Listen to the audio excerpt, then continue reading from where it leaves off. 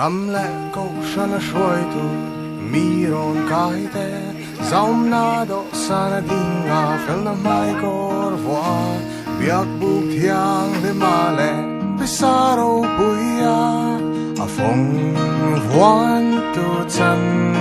chang thil ti thei tu ni wanga tik lo na thuk ching te rong bol na sang chel wanga tik pera in ngai thina ma ang khata kun za thau tu ri tu nghe in thei thei zir na ron sang shu chua ka thiam na le khamoi tara fin na aya chapong na zir chua shetam bera in chal in thiam na shiam khan ni aliam in van na yasiam ron kai in chang le si din mun chat na chang mi mu sit jing te thiam na sang ta ka chang mi chung tlak ching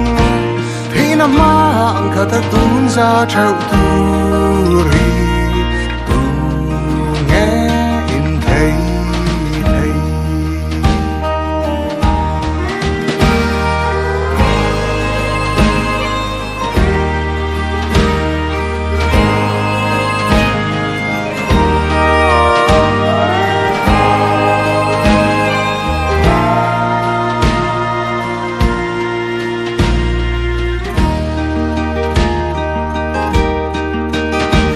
Thầy kêu com cara salian mamol mang lệ siat lem o chang kan na thi phim po dong lo van ngai so lei ro pui na lama le hau sang na te flunga ra thei pa chia chan chang so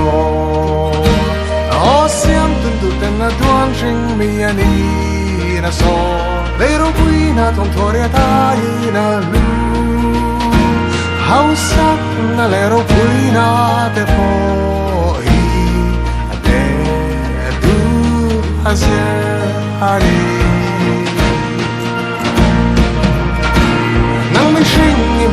shing na ka khira le cha tak ka phong san ta dam chani nei em thi na ma ang ka ta kun za theu